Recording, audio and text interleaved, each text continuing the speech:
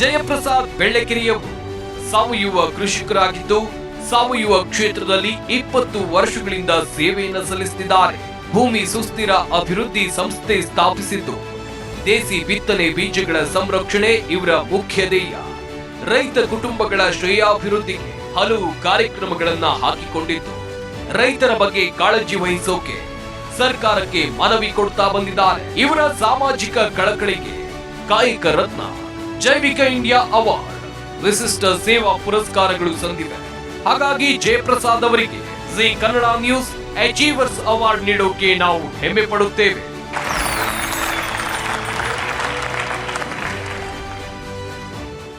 ನಮಸ್ಕಾರ, G achievers ವಿಶೇಷ ಕಾರ್ಯಕ್ರಮಕ್ಕೆ ಸ್ವಾಗತ. ನಾನು ಮಧು ನಾಗೇಶ್.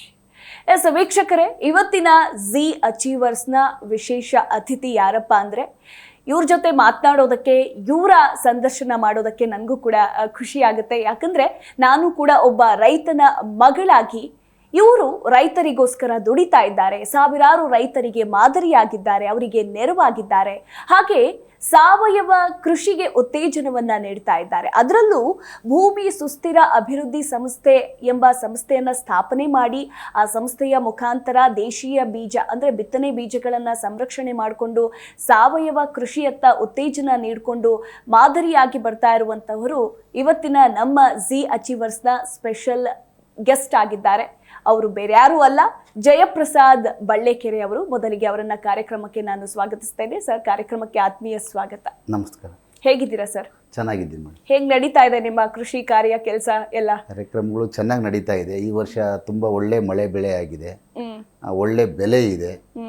ಒಂದಷ್ಟು ಕಳೆದ ವರ್ಷಗಳಿಗೆ ಕಂಪೇರ್ ಮಾಡಿದರೆ ಈ ವರ್ಷ ಕೃಷಿ ಎಲ್ಲ ಸುಸ್ಥಿರವಾಗಿದೆ ಅಂತ ಹೇಳ್ಬೋದು.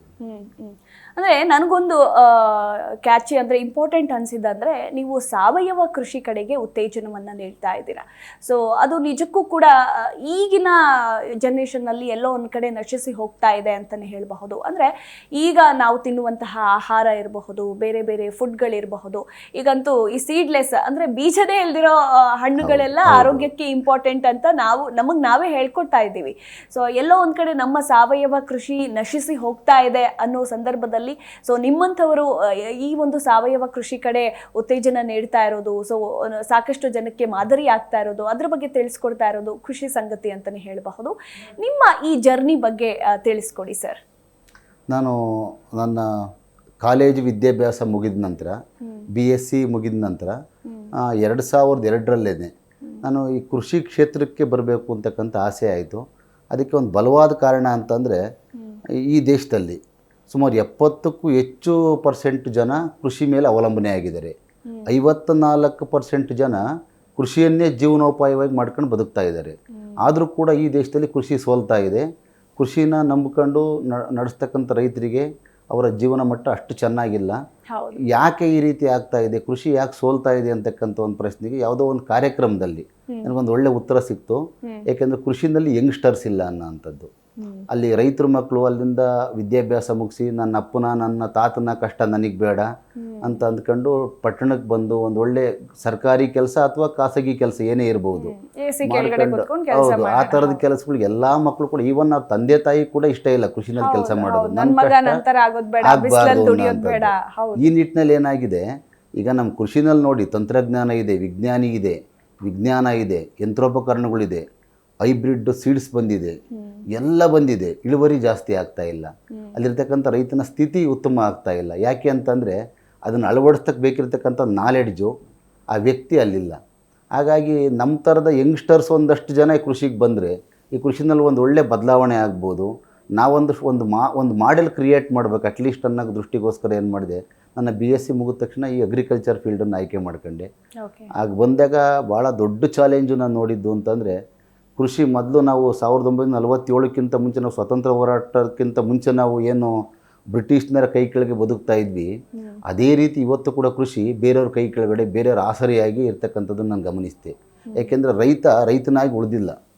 ಅವನ ವ್ಯವಸಾಯ ಡಿಪೆಂಡೆನ್ಸಿ ಇದೆ, ಬಿತ್ತನೆ ಬೀಜ ಡಿಪೆಂಡೆನ್ಸಿ ಇದೆ, ಅವನು ಬಳಸ್ತಕ್ಕಂಥ ಗೊಬ್ಬರ ಔಷಧಿ ಡಿಪೆಂಡೆನ್ಸಿ ಇದೆ. ಅವನು ಕೊನೆಗೆ ಮಾರ್ಕೆಟ್ಗೆ ಹೋದರೆ ಮಾರುಕಟ್ಟೆಲ್ಲೂ ಕೂಡ ಅವನು ಬೇರೆ ಒಬ್ಬ ದಲ್ಲಾಳಿ ಮೇಲೆ ಡಿಪೆಂಡ್ ಆಗಬೇಕು. ಈ ರೀತಿ ಇಡೀ ರೈತನ ಬದುಕು ಒಂದು ಡಿಪೆಂಡೆನ್ಸಿನಲ್ಲೇ ಹೋಗ್ತಾ ಇತ್ತು. ಹಾಗಾಗಿ ಅದನ್ನು ಫಂಡಮೆಂಟಲ್ಲು ಅಂದರೆ ಬೇಸಿಕ್ ಮೊದಲಿಂದ ಶುರು ಮಾಡಬೇಕು ಅಂತ ನನ್ನ ಕೈ ಹಾಕಿ ಎಲ್ಲಿಂದ ಮೊದಲು ರೈತನ ಬಿತ್ತನೆ ಬೀಜ ಮೊದಲು ನಾವೆಲ್ಲ ಏನು ಮಾಡ್ತಾ ಇದ್ವಿ, ಬಿತ್ತನೆ ಬೀಜವನ್ನು ಆಯ್ಕೆ ಮಾಡಿ ಮನೆಯಲ್ಲೇ ಹೆಣ್ಮಕ್ಳುಗಳನ್ನೆಲ್ಲ ಒಳ್ಳೆ ತೆನೆ ಆಯ್ಕೆ ಮಾಡಿ ಮುಂದಿನ ವರ್ಷಕ್ಕೆ ಏನು ಬಿತ್ತನೆ ಬೇಕು ಅದನ್ನು ಜೋಪಾನವಾಗಿ ಇಡ್ತಾ ಇದ್ರು. ಅಲ್ಲಿಂದ ಕೆಲಸ ಶುರು ಆಗ್ತಾ ಇತ್ತು. ಈಗ ಏನಾಗಿದೆ, ಮಳೆ ಬಂದ ತಕ್ಷಣ ಅಂಗಡಿಗೆ ಹೋಗಿ ಅಥವಾ ಇಲಾಖೆಗೆ ಹೋಗಿ ಬಿತ್ತನೆ ಬೀಜ ತರ್ತಕ್ಕಂಥ ಒಂದು ಸಂಸ್ಕೃತಿ ಬದಲಾಗಿದೆ. ಅಲ್ಲಿಂದ ನಾವು ಏನು ನಮ್ಮ ದೇಸಿ ತಳಿ ಬಿತ್ತನೆ ಬೀಜಗಳಿತ್ತು ಅದನ್ನು ಸಂರಕ್ಷಣೆ ಮಾಡಬೇಕು, ಉಳಿಸ್ಬೇಕು, ಅದು ಮತ್ತೆ ರೈತರು ಬೆಳೆಯಂಗಾಗಬೇಕು. ಅಲ್ಲಿಂದ ನಮಗೆ ಬಿತ್ತನೆ ಬೀಜದ ಅವಲಂಬನೆ ತಪ್ಪಬೇಕು. ಅದೇ ರೀತಿ ಸಾವಯವ ಕೃಷಿಯನ್ನು ಅನುಷ್ಠಾನ ಮಾಡೋದ್ರ ಮುಖಾಂತರ ಹೊರ ಜಗತ್ತಿನ ಗೊಬ್ಬರಗಳಿರ್ಬೋದು ಅಥವಾ ಔಷಧಿಗಳಿರ್ಬೋದು, ಅದರ ತಂತ್ರಜ್ಞಾನ ಇರ್ಬೋದು, ಅದ್ರ ಮೇಲೆ ಇರ್ತಕ್ಕಂಥ ಅವಲಂಬನೆ ತಪ್ಪಬೇಕು. ಈ ರೀತಿ ಕೃಷಿಕನಾಗಬೇಕು ಅನ್ನೋ ದೃಷ್ಟಿಯಿಂದ ಇದೆಲ್ಲದನ್ನು ಕೂಡ ಮನಸ್ಸಿನಲ್ಲಿ ಇಟ್ಕೊಂಡು ನಾನು ಕೃಷಿ ರಂಗಕ್ಕೆ, ಅದರಲ್ಲೂ ಕೂಡ ವಿಶೇಷವಾಗಿ ಸಾವಯವ ಕೃಷಿ ಕ್ಷೇತ್ರಕ್ಕೆ ಕಾಲಿಟ್ಟೆ ಮೇಡಮ್. ನನ್ನ ಎಜುಕೇಷನ್ ಅಷ್ಟಕ್ಕೆ ನಿಲ್ಲಿಸಿ ನಾನು ಇಡೀ ಬದುಕನ್ನು ಕೃಷಿ ರಂಗಕ್ಕೋಸ್ಕರ ಮುಡಿಪಾಗಿಡಬೇಕು ಅಂತ ಬಂದಿದ್ದೀನಿ. ಸೊ ಈ ಒಂದು ಕ್ಷೇತ್ರಕ್ಕೆ ನೀವು ಕಾಲಿಟ್ಟ ನಂತರ ನೀವು ಎದುರಿಸಿದಂತಹ ಚಾಲೆಂಜಸ್, ಸವಾಲುಗಳು ಏನೇನಾಗಿತ್ತು ಸರ್? ಆ ಟೈಮ್ನಲ್ಲಿ 2003ನಲ್ಲಿ ನಾನು ಬಂದೆ. 2006ನೇ ಇಸ್ವಿ ಅಷ್ಟೊತ್ತಿಗೆ ನಾನು ಇಡೀ ಕರ್ನಾಟಕ ಒಂದಷ್ಟು ಪ್ರಯಾಣ ಮಾಡಿದೆ ಮೇಡಮ್. ಪ್ರವಾಸ ಮಾಡಿ ಬೇರೆ ಬೇರೆ ಆಗ್ರೋ ಕ್ಲೈಮೆಟಿಕ್ ಝೋನ್ನಲ್ಲಿ ಬೆಳೀತಕ್ಕಂಥ ಬೆಳೆಗಳು, ಅಲ್ಲಿರ್ತಕ್ಕಂಥ ರೈತರುಗಳು, ಅಲ್ಲಿರ್ತಕ್ಕಂಥ ಕಷ್ಟಗಳು, ಅದೆಲ್ಲದನ್ನು ಕೂಡ ಒಂದಷ್ಟು ದಾಖಲು ಮಾಡಿದೆ. ಏನೆಲ್ಲ ಸಮಸ್ಯೆಗಳಿದೆ ಮತ್ತು ಏನೆಲ್ಲ ಸಮಸ್ಯೆಗಳನ್ನ ಅನುಭವಿಸ್ತಾ ಇದ್ದಾರೆ ಇದನ್ನೆಲ್ಲ ನೋಡಿದೆ. ಅದಾದ ನನಗೆ ಅರ್ಥವಾಗಿದ್ದು ಏನಂತಂದರೆ, ಈ ಡಿಪೆಂಡೆನ್ಸಿನೇ ಭಾಳ ದೊಡ್ಡ ಸಮಸ್ಯೆ ಆಗ್ತಾ ಇದೆ ಅಂತ ಕೃಷಿನಲ್ಲಿ. ಹಾಗಾಗಿ ಅದಕ್ಕೆ ಈ ಬಿತ್ತನೆ ಬೀಜಗಳು ಬೆಳಿಬೇಕು. ಈಗ ಹೈಬ್ರಿಡ್ ಬಿತ್ತನೆ ಬೀಜಗಳು ನಿಮಗೆ ಬೇಡ. ಮುಂಚೆ ದೇಸಿ ಬಿತ್ತನೆ ಬೀಜ ಯಾವ ಜೋಳ ಬೆಳೀತಾಯಿದ್ರಿ, ಯಾವ ಭತ್ತ ಬೆಳೀತಾಯಿದ್ರಿ, ಯಾವ ರಾಗಿ ಬೆಳೀತಾಯಿದ್ರಿ, ಅದೇ ಬೆಳೆನ ಬೆಳೆಯೋಕ್ಕೆ ಶುರು ಮಾಡಿದರೆ ಹೇಗೆ ಅಂದರೆ ರೈತರಿಗೆ ಭಾಳ ಖುಷಿ ಇತ್ತು. ಆ ಬಿತ್ತನೆ ತುಂಬ ಚೆನ್ನಾಗಿತ್ತು ಸರ್. ದನಕರುಗಳು ಒಳ್ಳೆ ಮೇವಾಗ್ತಾ ಇತ್ತು, ಒಳ್ಳೆ ಬನಿ ಇತ್ತು, ನ್ಯೂಟ್ರಿಷನ್ ವಿಚಾರದಲ್ಲಿ ತುಂಬ ಶಕ್ತಿಯುತವಾಗಿತ್ತು ಅಂತ ಹೇಳ್ತಾರೆ. ಬಿತ್ತನೆ ಬೀಜ ಎಲ್ಲಿ ಇಲ್ಲ, ಕಳೆದೋಗಿದೆ. ನಮಗೆ ದೊಡ್ಡ ಚಾಲೆಂಜ್ ಆಗಿದ್ದೆ ಬಿತ್ತನೆ ಬೀಜ ಹುಡುಕ ಅಂಥದ್ದು. ಆಮೇಲೆ ಅವ್ರನ್ನ ಕೇಳಿ ಯಾವುದೋ ಒಂದು ರೈತರ ಮನೆಯಲ್ಲೋ ಸಂಬಂಧಿಕರ ಮನೆಯಲ್ಲೋ ಹೋದ ವರ್ಷ ಬೆಳೆದಿದ್ರು, ಸಿಗುತ್ತೇನೋ ಅಂತ ಅಂದಾಗ ನಾವು ಹುಡುಕ್ತಾ ಹೋದ್ವಿ ಮೇಡಮ್. ಆ ಥರ ಹುಡುಕಿ ತಂದು ಅದನ್ನು ಒಂದು ಸಣ್ಣ ಸ್ಯಾಂಪಲ್ನ ಒಂದು ಡೆಮಾನ್ಸ್ಟ್ರೇಷನ್ ಮಾಡಿ, ಆಮೇಲೆ ಆ ಊರಿನಲ್ಲಿ ಇರ್ತಕ್ಕಂಥ ಎಕ್ಸ್ಪರ್ಟು ಹಳೇ ರೈತರುಗಳನ್ನ ಕರ್ಕೊಂಡೋಗಿ ಅದು ತೋರಿಸಿ ಇದೇ ಬೆಳೆನ ಅಂತ ಅದರ ಒಂದಷ್ಟು ತೆನೆನ ಆಯ್ಕೆ ಮಾಡಿ, ಒಂದು ವಿಜ್ಞಾನಿ ಏನು ಕೆಲಸ ಮಾಡ್ತಾರೋ ಆ ಥರದ ಕೆಲಸಗಳನ್ನ ನಾವು ನಮ್ಮ ಸಂಸ್ಥೆಯಿಂದ ಮಾಡ್ತಾ ಬಂದ್ವಿ. ಅದನ್ನು ಮಾಡ್ತಾ ಒಂದು ಸಣ್ಣ ಪ್ರಯತ್ನ, ಚಿಕ್ಕ 2006-07ರಲ್ಲಿ ಶುರು ಮಾಡಿದ ಪ್ರಯತ್ನ, ಒಂದು 10 ಗುಂಟೆ 5 ಗುಂಟೆಲಿ ಶುರು ಮಾಡಿದ ಪ್ರಯತ್ನ ಇವತ್ತು ಸುಮಾರು 1,500 ಎಕರೆನಲ್ಲಿ ಬರೀ ಭತ್ತನೇ ಸಾವಯವದಲ್ಲಿ ದೇಸಿ ಭತ್ತಗಳನ್ನ ಬೆಳೆಸ್ತಾ ಇದ್ದೀವಿ. ಅದೇ ರೀತಿ ರಾಗಿನಲ್ಲಿ 1-2 ತಳಿಗಳನ್ನು ನಾವು ರೈತರೇ ಸೇರ್ಕೊಂಡು ಅದನ್ನು ಅಭಿವೃದ್ಧಿ ಮಾಡಿ, ರೈತರುಗಳಿಗೆ ಹಂಚ ಅಂತ ಕೆಲಸವನ್ನು ಮಾಡಿ ಒಂದು ಒಳ್ಳೆ ತಳಿನ ಅಭಿವೃದ್ಧಿ ಮಾಡಿದ್ದೀವಿ. ಆ ನಿಟ್ಟಿನಲ್ಲಿ ಮಾಡ್ತಾ ಒಂದಷ್ಟು ಅದರಲ್ಲಿ ಯಶಸ್ಸನ್ನು ಕಂಡಿದ್ದೀವಿ ಮೇಡಮ್. ಓಕೆ, ಇದ್ರ ಬಗ್ಗೆ ಮಾತಾಡೋಣ, ಕೃಷಿ ಕ್ಷೇತ್ರದ ಕುರಿತಾಗಿ. ಅದಕ್ಕೂ ಮುನ್ನ ಜಯಪ್ರಸಾದ್ ಅವರ ಬಾಲ್ಯ ಇರಬಹುದು, ಹಾಗೆ ಅವರ ಫ್ಯಾಮಿಲಿ ಇರಬಹುದು, ಸೊ ಅದ್ರ ಬಗ್ಗೆ ಏನು ಹೇಳ್ತಾರೆ ಅಂತ. ನಾನು ಕಲ್ಪತರು ನಾಡು ತಿಪ್ಟೂರಿನವನು. ಅಲ್ಲಿ ಒಂದು ಬಳ್ಳೆಕೆರೆ ಅಂತಕ್ಕಂಥ ಒಂದು ಸಣ್ಣ ಗ್ರಾಮದಿಂದ ಬಂದಿದ್ದೀನಿ.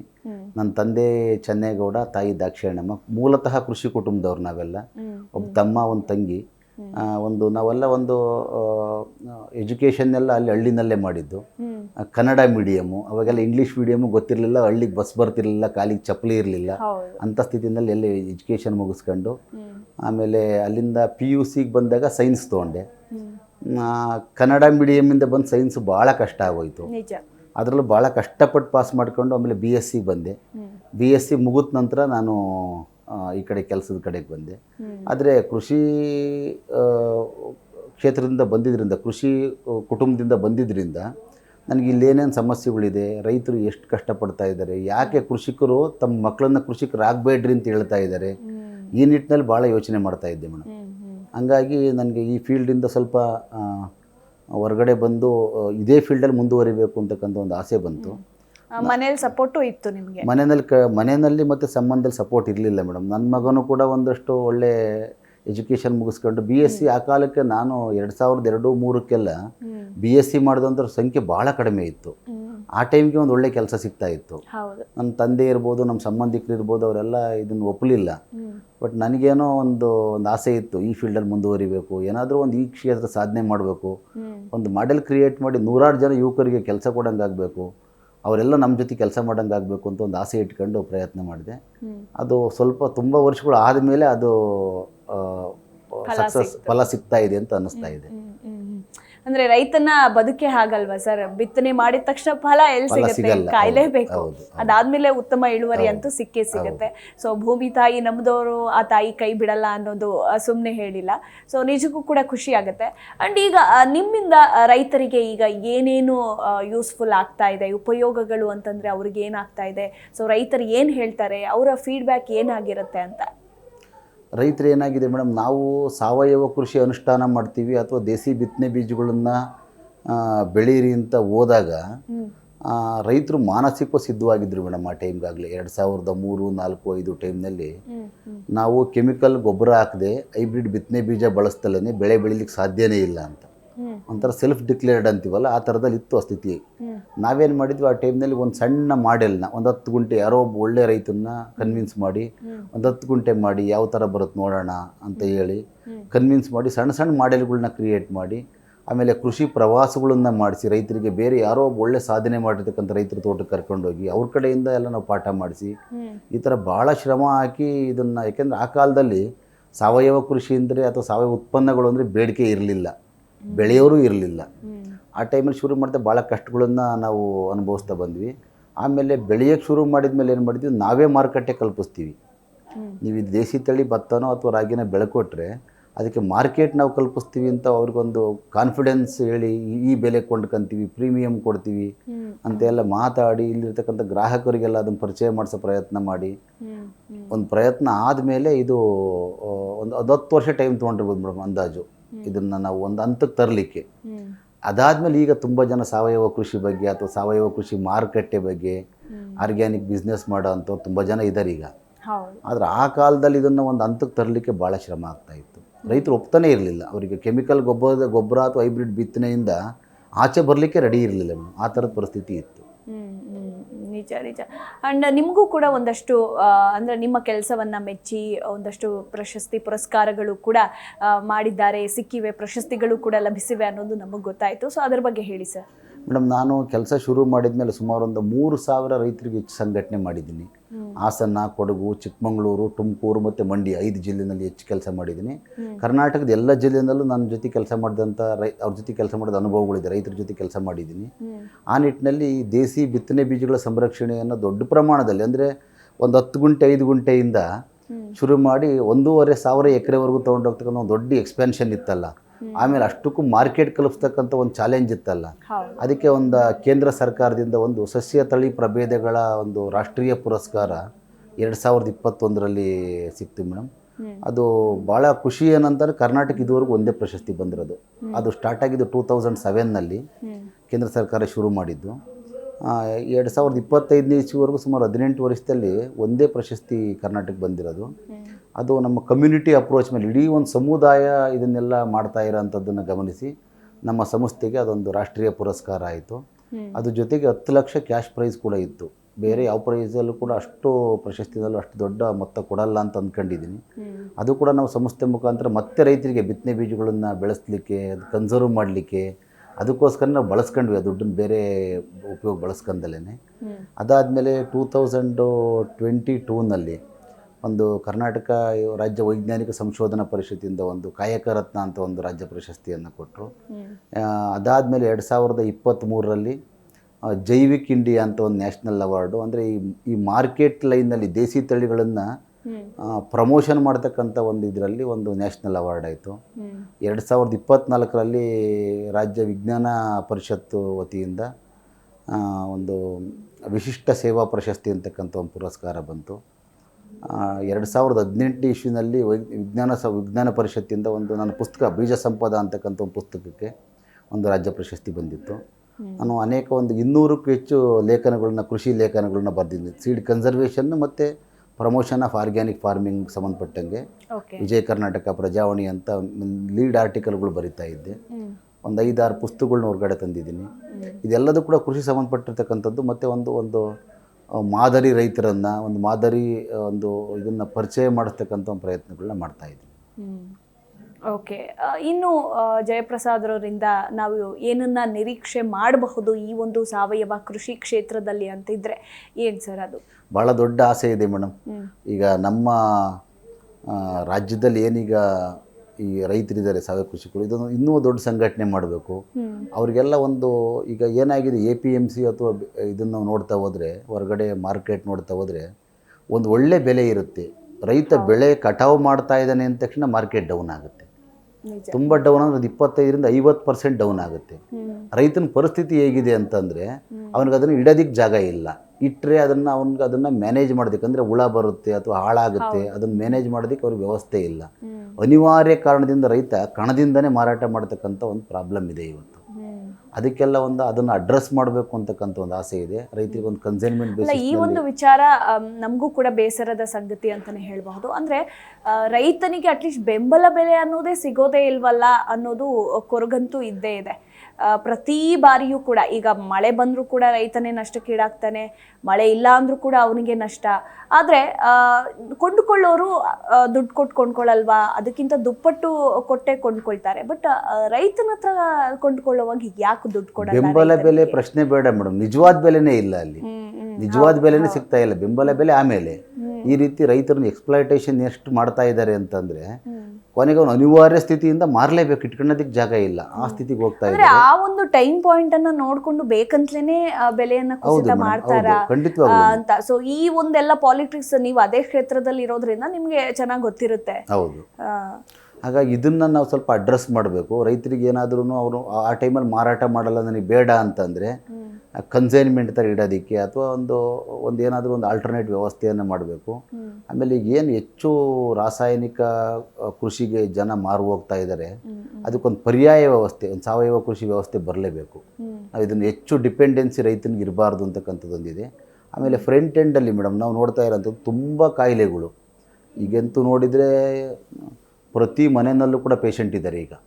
ಅಷ್ಟರ ಮಟ್ಟಿಗೆ ಕಾಯಿಲೆ ಆಗ್ತದೆ. ಯಾಕೆ ಅಂದರೆ ನಾವು ತಿಂತಕ್ಕಂಥ ಆಹಾರ ಅದು ಕಲಬೆರಕೆ ಆಗ್ತಾ ಇದೆ, ತುಂಬ ಅಡಲ್ಟ್ರೇಷನ್ ಆಗ್ತಾ ಇದೆ, ಮತ್ತು ಪ್ರಿಸರ್ವೇಟಿವ್ಸ್ ಇರ್ಬೋದು, ಕಲ್ಲರ್ ಇರ್ಬೋದು, ಆ ಥರದ್ದು ತುಂಬ ಕೆಮಿಕಲ್ಸ್. ನೋಡಿ ರೈತ ಬೆಳಿತಾನೆ, ಬ್ಲೇಮ್ ರೈತನಿಗೆ ಯಾವತ್ತೂ.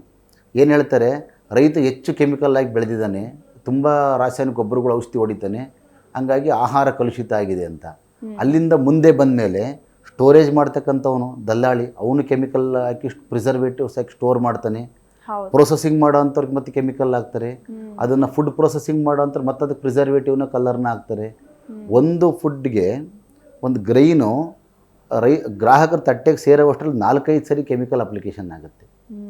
ಬ್ಲೇಮ್ ಮಾತ್ರ ರೈತನಿಗೊಬ್ಬನಿಗೆ ಮಾತ್ರ ಬ್ಲೇಮ್ ಮಾಡ್ತಾರೆ. ಆ ನಿಟ್ಟಿನಲ್ಲಿ ತುಂಬ ಕೆಮಿಕಲ್ ಆಗಿ ಇವತ್ತೇನಾಗ್ತದೆ ಇಷ್ಟೊಂದು ಕಾಯಿಲೆಗಳನ್ನು ಅನುಭವಿಸ್ತಾ ಇದ್ದೀವಿ. ಹಾಗಾಗಿ ಅದಕ್ಕೆ ಸ್ವಲ್ಪ ಸಾವಯವ ಕೃಷಿ ಉತ್ಪನ್ನಗಳಿಗೆ ಬೇಡಿಕೆ ಇನ್ನೂ ಜಾಸ್ತಿ ಆಗಬೇಕು. ರೈತ ಬೇಡಿಕೆ ಜಾಸ್ತಿ ಆದರೆ ರೈತ ಬೆಳೀಲಿಕ್ಕೆ ಸಮಸ್ಯೆ ಇಲ್ಲ, ಡಿಮ್ಯಾಂಡ್ ಕ್ರಿಯೇಟ್ ಆಗಬೇಕು. ಆ ನಿಟ್ಟಿನಲ್ಲಿ ಮುಂದೆ ಪ್ರಯತ್ನ ಮಾಡಬೇಕು ಅಂತಕ್ಕಂಥದ್ದು ಒಂದು ಆಸೆ ಇದೆ. ಇನ್ನು ಮತ್ತೊಂದು ಕಡೆ ಸರ್, ಈಗ ನೀವು ಆಗ್ಲೇ ಹೇಳ್ತಾ ಇದ್ರಿ ಅಂದ್ರೆ ಯೂತ್ಸ್ಗೆ ಕೃಷಿ ಮೇಲೆ ಒಲವು ಕಡಿಮೆ ಆಗಿದೆ ಅಂತ. ಬಟ್ ಈಗಿನ ಜನರೇಷನ್ ಅನ್ನ ಗಮನಿಸ್ತಾ ಇದ್ರೆ ಎಲ್ಲೋ ಒಂದ್ ಕಡೆ ಈ IT-BT ಕಂಪನಿ, ಈ AC ಕೆಳಗಡೆ 9 to 5 ಜಾಬ್ ಮಾಡಿ ಅವ್ರಿಗೂ ಕೂಡ ಸಾಕಾಗಿ ಎಷ್ಟೋ ಜನ ಹಳ್ಳಿಗಳಿಗೆ ಬಂದು ಅವರೇ ಒಂದು ಬಿಸ್ನೆಸ್ ತರ ಕೃಷಿ ಮೇಲೆ ಒಲವನ್ನ ತೋರಿಸಿ ಮಾಡ್ತಾ ಇರೋರ ಸಂಖ್ಯೆ ಕೂಡ ಇತ್ತೀಚಿನ ದಿನಗಳಲ್ಲಿ ಹೆಚ್ಚಾಗ್ತಾ ಇದೆ. ಸೊ ಅಂತ ಯೂತ್ಸ್ಗೆ ನೀವೇನು ಹೇಳಕ್ ಇಷ್ಟಪಡ್ತೀರಿ? ತುಂಬ ಕಡಿಮೆ ಅಂದ್ಕೊಂತೀನಿ. ತುಂಬ ಅಂದರೆ ಇಟ್ ಇಸ್ ಲೆಸ್ ದ್ಯಾನ್ 1% ಅಂತ ಅನ್ಬೋದು. ಬಟ್ ಜನಕ್ಕೆ ಒಲವು ಬರ್ತಾ ಇದೆ, ಕೃಷಿ ಕಡೆ ಒಲವು ಬರ್ತಾ ಇದೆ. ಅದು ಕೊನೆ ಪಕ್ಷ ವೀಕೆಂಡ್ ಅಗ್ರಿಕಲ್ಚರ್ ಅಂತ ಅಂದ್ರೂ ಪರವಾಗಿಲ್ಲ, ಕೃಷಿ ಕಡೆ ಒಲವು ಬರ್ತಾ ಇದೆ ಮೇಡಮ್. ಆ ಥರದವ್ರಿಗೆ ನಾವು ಕೂಡ ತುಂಬ ಜನ ನಮ್ಮಲ್ಲಿ ಸಹಕಾರ ಕೇಳ್ತಾರೆ. ನಮಗೆ ಝೀರೋಯಿಂದ ಶುರು ಮಾಡ್ತಾ ಇದ್ದೀವಿ, ನಾವು ಯಾವ ರೀತಿ ಶುರು ಮಾಡಬೇಕು, ನಾವು ಈಗ ತಾನೇ ಜಮೀನು ಕೊಂಡ್ಕೊಂಡಿದ್ದೀವಿ, ಫಸ್ಟ್ ಏನು ಮಾಡಬೇಕು ಅಂತ ಕೇಳೋವಂಥವ್ರು ಇದ್ದಾರೆ. ಅವ್ರಿಗೆಲ್ಲ ನಾವು ಸಹಕಾರ ಕೊಡ್ತಾ ಇದ್ದೀವಿ. ಆಮೇಲೆ ಆ ಥರದ ರೈತರುಗಳಿಗೆ ಮತ್ತು ಇರ್ತಕ್ಕಂಥ ಎಕ್ಸಿಸ್ಟಿಂಗ್ ರೈತರಿಗೆ ನಾವು ಆರ್ಗ್ಯಾನಿಕ್ ಸರ್ಟಿಫಿಕೇಷನನ್ನು ಮಾಡಿಸಿ ಅವ್ರಿಗೆ ಅದನ್ನು ಒಂದು ಒಳ್ಳೆ ಬೆಲೆ ಕೊಟ್ಟು ಮಾರ್ಕೆಟ್ ಮಾಡ್ತಕ್ಕಂಥ ಒಂದು ವ್ಯವಸ್ಥೆಯನ್ನು ಮಾಡ್ತಾ ಇದ್ದೀವಿ. ಮಾಡ್ಬೋದು. ತುಂಬ ಜನ ಕೃಷಿನಲ್ಲಿ ಬದಲಾವಣೆ ಆಗಬೇಕು ಅಂತಂದರೆ ಯಂಗ್ಸ್ಟರ್ಸು, ಯುವ ಮನಸ್ಸುಗಳು ಕೃಷಿಗೆ ಬರಬೇಕು ಮೇಡಮ್.